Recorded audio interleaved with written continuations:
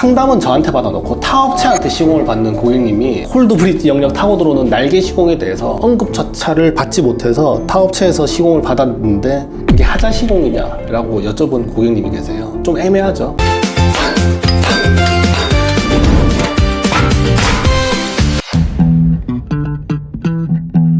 새로운 공간이 곧 새로운 삶이다. 다니엘 스토리의 이원기 팀장입니다. 오늘은 용인 민속천 근처에 있는 아파트에 다니엘 시공을 하러 왔습니다. 이곳 현장 같은 경우는 구조적으로 조금 특이점이 있습니다. 아파트 벽면이 살짝 돌출되어 있는 방이다 보니까 겨울철에 굉장히 춥습니다. 여기에 겨울에 입김이 난다. 보일러를 틀어도 윗공기가 너무 추워서 지낼 수가 없다 라고 이야기를 해주셔가지고 방 전체를 다니엘 시공할 계획입니다. 이 작은 방 안에서도 베란다 그리고 방 이렇게 해서 두 가지의 공간을 다니엘 시공할 건데요. 먼저 베란다부터 설명드리도록 하겠습니다. 이 공간은 작은 방 안에 있는 베란다인데요. 이 베란다가 아파트 벽면 구조상 돌출되어 있는 구조의 공간이다 보니까 굉장히 춥습니다. 창호를 바꾸셨어요. 다니엘 시공을 했는데 다니엘 시공도 미흡하고 다니엘 시공 면적도 너무 좁고 아예 그냥 다 뜯고 다니엘 시공 새로 하자 라고 이야기를 주셔가지고 지금 이렇게 저희가 좀 어느 정도 철거를 진행하고 있는 모습을 볼 수 있고요. 창호 벽면에 있는 일단 니보드를 먼저 철거할 겁니다. 창호 시공했던 업체에서 다니엘 시공을 해주셨는데 보면 면적이나 뭐 콜드 브릿지 부분들 이런 부분들을 고려하지 않고 딱 창호 벽면에 대해서만 다니엘 시공을 했습니다. 그러다 보니까 고객님께서 너무 추워가지고 이 부분을 할 거면 그냥 제대로 하자라고 생각을 하셔가지고 기존에 있었던 니보드까지 다 철거하고 전면벽, 좌우 양쪽 벽, 그리고 위에 천정까지 OCC 보드 31kg 다니엘 시공을 진행할 거고요. 그리고 바닥 부분, 바닥도 지금 타일이 깔려 있는데 너무 춥다 보니까 바닥에서 올라오는 냉기 때문에 겨울에는 사용을 못 하셨다고 합니다. 오늘도 저희가 시공을 하러 왔었을 때 이렇게 바닥에 이불이 깔려 있었는데 바닥에서 올라오는 냉기를 막기 위해서 항상 깔아두고 생활하신다고 하셨어요. 이 부분 역시 저희가 바닥 단열도 시공을 진행해서 아이소 핑크 100T 합판 12T짜리 번지고 그리고 위에 장판 시공까지 해드릴 예정입니다. 그리고 이 보드에 대해서 하나 좀 설명을 좀 드릴 게 있는데 지금 보시면 이런 식으로 꺾여져 있는 게 볼 수 있어요. 지금 이런 식으로.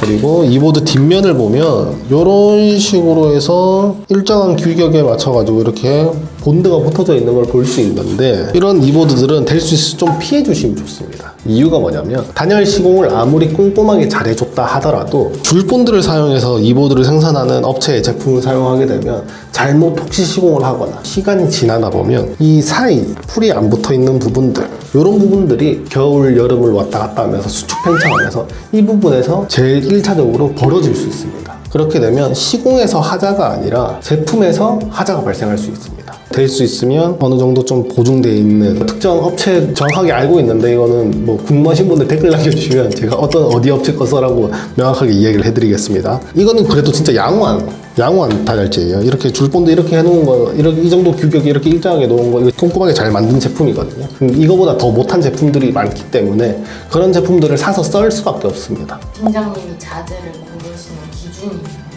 일단은 다니엘 시공이라는 거는 장판, 뭐 도배, 뭐 베란다에 칠하는 뭐 페인트처럼 주기적으로 교체 시공을 해주거나 추가 시공을 해줘야 되는 시공이 아니고 다니엘 시공을 한 번 시공하면 10년, 20년 뜯지 않는 이상 이건 반영구적으로 기능을 발휘하는 시공이기 때문에 이거 전체 시공하는데 다니엘제 솔직히 10장도 안 들어갑니다. 10장인데 몇천 원 차이로 저렴한 다니엘제를 쓴다. 이런 것들은 좀 저는 선호하진 않고 한번 시공할 때 좀 제대로 시공을 하면 좋을 것 같다. 그렇기 때문에 저 역시 시공을 한번 할 때 여러 업체들 미팅을 통해서 어느 정도 이제는 좀 정립됐거든요. 그래서 그런 제품들만 사용한다. 그렇게 봐주시면 되겠습니다.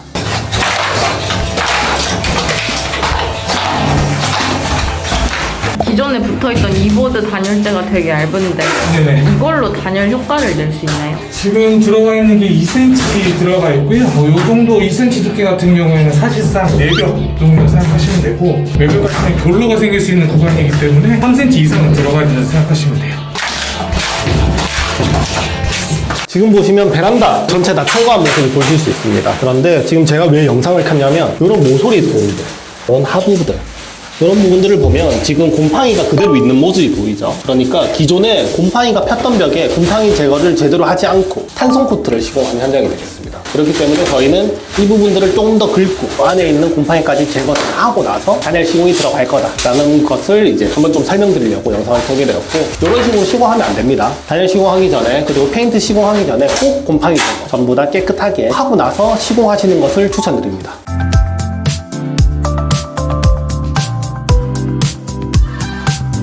이곳은 그 베란다가 있는 방입니다. 잠을 자면 입김이 나오고 겨울에 너무 막 코가 싫어서 잘 수 없다 이야기했던 방인데요. 이 방 같은 경우는 싹 다 그냥 고객님께서 단열 시공을 하고 싶다고 하셔가지고 천정 철거하고 벽면 다 철거하고 저희가 쓰는 단열재 다시 시공하는 형태로 해서 단열 시공을 할 예정인데요. 하나하나 한번 짚어보면서 좀 설명을 드리도록 하겠습니다. 지금 먼저 이쪽 벽면 같은 경우는 문이 있죠. 이쪽 라인은 보통 4벽입니다. 하지만 고객님께서 이 벽도 우리가 단열 시공하자라고 해가지고 여기 벽시 제거하고 OCC 보드 31T 단열 시공할 예정이고요. 옆에 보이는 이쪽 벽면 같은 경우는 계단이 있습니다. 겨울철에 냉기도 많이 전달되고 외벽으로 쳐지다 보니까 단열도 되어 있는 그런 구조입니다. 이 부분도 철거시켜서 안에 아이소 핑크 100T 넣고 OCC 모드 31T로 2P 시공해가지고 단열 벽지까지 마무리될 현장이고요. 여기 벽면, 이곳 역시 뒤쪽 편이 부엌입니다. 하지만 여기도 옹벽이다 보니까 혹시나 전해지는 냉기가 있을지 모르니 이 부분도 단열 시공하자라고 해서 단열 시공할 예정이고요.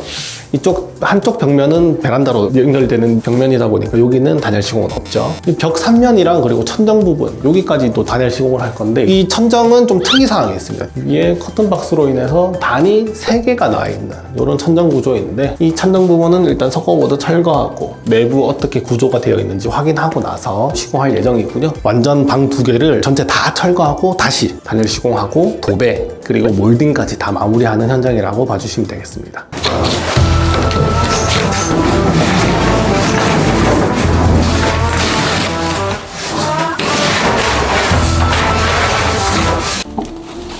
침대가 있었던 위치인데 이쪽이 외벽입니다. 이 부분이 겨울철 냉기가 타고 들어올 수 있는 영역이죠. 이쪽 벽면은 단열 시공이 되어 있다 보니까 결로에 대해서 상대적으로 좀 더 단열 효과를 가지고 있었던 거고, 이쪽 벽면은 단열이 되어 있지 않다 보니 지금 이렇게 하부에 곰팡이가 핀 모습을 볼 수 있겠습니다. 침대가 딱 붙어서 있다 보니까 그 결로가 어딘가 빠져나갈 구멍이 없어서 계속 곰팡이가 진행됐다. 그래서 단열 시공을 할 때 딱 외벽 부분만 단열 시공을 한다. 그것도 좋습니다. 주변 부분들을 고객님들께서 관리한다면 좀 귀찮다, 아니면 내가 잘 못한다 하는 성격이시면 이 콜드 브릿지 영역을 타고 들어와서 날개 시공을 꼭 하는 걸 추천드립니다. 날개 시공이라고 하면 냉기가 타고 들어오는 범위까지 단열 시공을 하는 걸 의미하는데, 이 날개 시공을 꼭 진행하는 것을 추천드리겠습니다. 상담은 저한테 받아놓고 타업체한테 시공을 받는 고객님이 콜드 브릿지 영역 타고 들어오는 날개 시공에 대해서 언급조차를 받지 못해서 타업체에서 시공을 받았는데 그게 하자 시공이냐라고 여쭤본 고객님이 계세요. 좀 애매하죠. 고객님은 외벽만 의뢰를 했고 외벽 주변으로 타고 들어오는 냉기에 대해서 그 시공업체는 알지만 고객이 여기 외벽만 시공을 해달라고 했으니, 이런 부분들을 좀 상세하게 좀 설명을 해주고 좀 제안을 주고 하는 부분들이 저희 단열 시공업체의 약간 좀 양심적인 부분이라고 생각을 하기 때문에 좀 이쁘지 않더라도 좀 관리가 어려우면 날개 시공 꼭 추천드리도록 하겠습니다.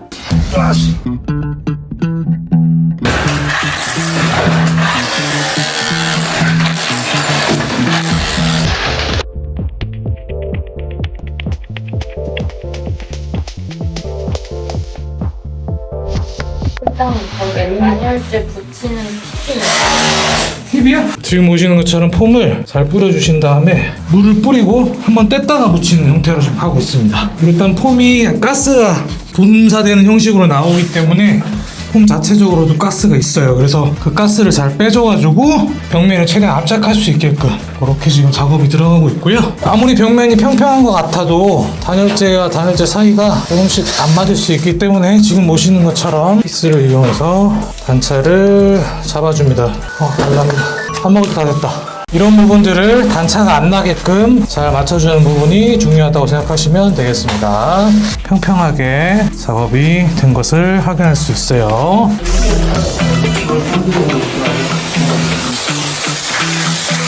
선생님 뭔 죄를 져고 맨날 벌 쓰고 보지. 아이고 맨날 무릎 꿇고 벌 쓰고.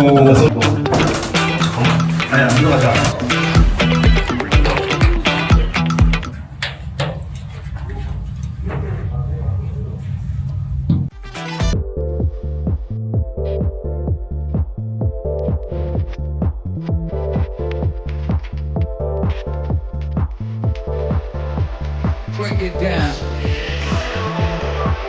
네, 시공이 다 마무리되었습니다. 현장 마무리된 것들 보면서 설명 좀 간단하게 드릴게요. 이 구간만 튀어나와 있는 발코니처럼 나온 그런 구간이기 때문에 냉기가 굉장히 많이 들어오는 구간이었습니다. 그래서 이쪽 부분은 지금 단열재 3cm를 이용해가지고 전체적으로 천정부터 벽면 이렇게 들어갔고요. 지금 보시는 이 외벽 같은 경우에는 일반적으로 3cm만 들어간 게 아니고 단열재는 아이소핑크 5cm를 이용해서 기본적으로 안에 비어있는 구간을 채웠고요. 마무리는 전체적으로 OCC 31T를 이용해가지고 단열재가 다 들어간 구간이라 생각하시면 되겠습니다. 단열재가 뭉개지거나 또 혹시나 데미지가 생길 수 있는 부분들을 감안을 해가지고 지금 보시는 것처럼 단단하게 마무리가 들어갔다 생각하시면 되겠습니다. 여름철 같은 경우에는 장마철일 때 사실 문을 열어두기가 쉽지가 않은데 그 습한 기운들 때문에 모서리 부분이라든가 이런 부분들 곰팡이가 쉽게 생길 수가 있어요. 그래서 집 전체에 있는 습기가 밖으로 나가야 되는 상황이기 때문에 창문만 열어두시는 게 아니고 선풍기 같은 걸 이용해가지고 집 안에 있는 공기들을 순환을 시켜주시고 가구들 뒤편이라든가 모서리 쉽게 곰팡이 생길 수 있는 곳 같은 경우에도 선풍기를 이용해서